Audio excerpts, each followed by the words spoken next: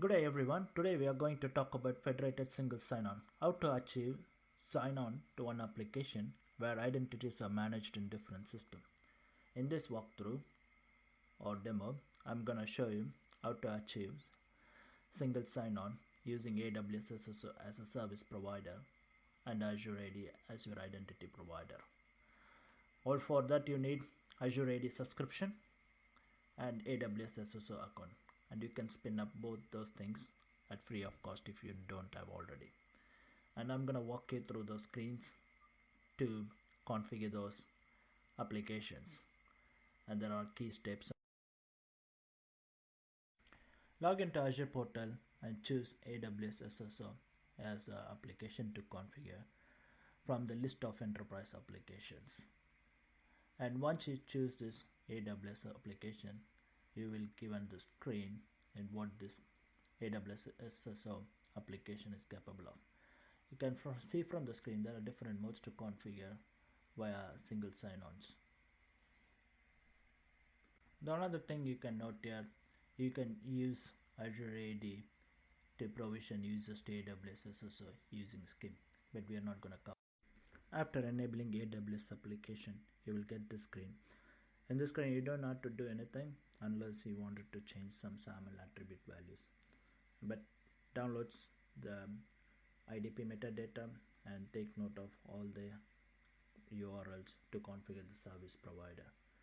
And also you can upload the metadata from service provider if you have it. So I've just downloaded already the AWS SSO metadata. I'm gonna upload it here. Once you upload, after you upload SP metadata or service provider metadata, it populates the information on the screen. You don't have to do anything, you just need to validate those values and just take note of it if you want it, but you're not going to use it anywhere. And the next thing, you need to configure the users. There's two steps.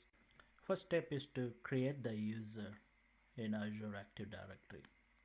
Once you created the user, you need to assign the user to this AWS SSO application. So we'll create the user with the mandatory fields to fill up. It's mainly the first name, last name, and username.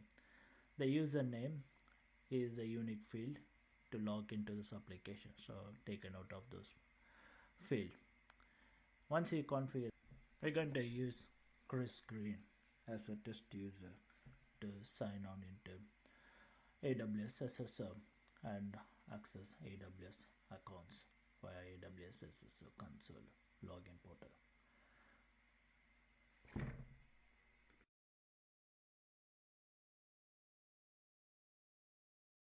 Take a note of the user principal name field.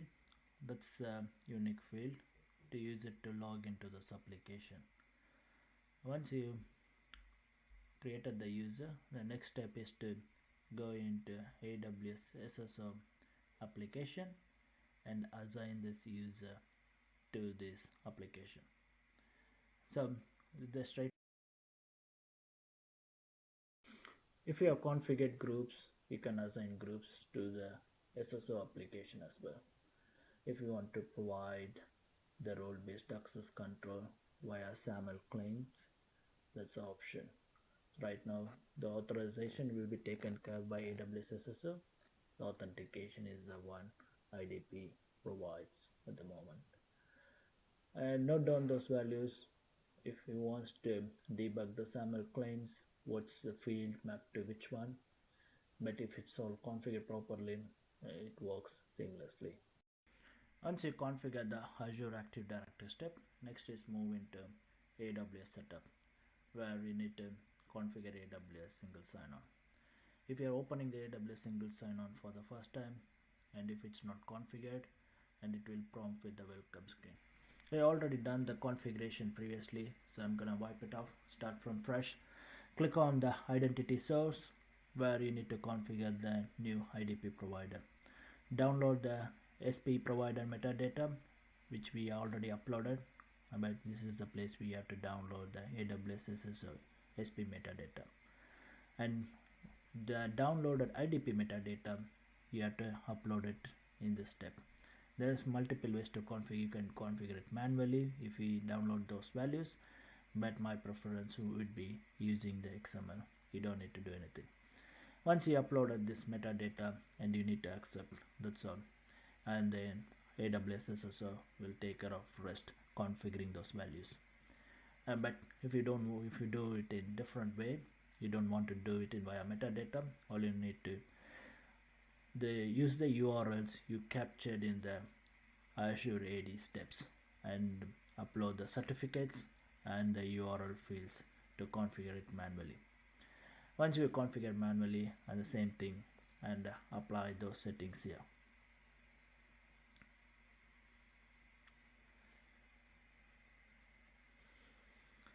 Accept the settings, and once you change the settings, and it will configuring the AWS SSO. Very simple. Once you're done, you can see SAML 2.0 is configured, and this is the page if you wanted to change those fields, or if you wanted to rotate your certificates, where you can import the new certificates and delete the existing certificates. So in this demo, we're not going to do it because it's a fresh setup. Once you do it, the next step is to create users manually in AWS SSO console. We are not using Azure AD to provision the users using SCIM protocol. For this demo, I think that will do, but if you have a large number of user bases, recommendation to use SCIM provisioning to synchronize the users between your IDP and SP systems, or use just-in-time provision. Make sure your created user matches the username of Azure AD for sign on to work. Now, testing time, open a new private window or remove clear the cache or cookies for the single sign-on to work, and log into AWS SSO portal. Once you log in, AWS SSO will redirect your IDP single sign-on page where you can type your credentials. If you are logging in first time, you have to change the password. If you already changed the password, you'll prompt with the screen where you can set up MFA or you can skip it. For testing purpose, we skip it. As you can see from the screen, it's been logged in successfully via our Azure ADP sign-on passwords. So single sign-on works perfectly fine. What about the AWS accounts? We cannot see any of the AWS accounts or applications to access. For that, we need to give the permission for the users to access AWS accounts. And these permissions are managed in AWS SSO itself. Create a new permission. I'm selecting from one of the pre-baked permission list, read-only permission for this testing. Once you create these permissions, we need to assign this permission to a user. It's a view-only access, so you don't get any write access to the AWS accounts. Select the account where you want to assign this user. Select the user and what the permission says. Once you assign the permission, AWS will take care of configuring those accounts by creating the roles to sign on to this application. And you can see the steps what AWS taken to configuring those accounts to create the cross control. So once you're done, test it again, refresh the page, and you can find the newly assigned account for this user shows up on the screen. And all you need to do, whether you want to access this account via management console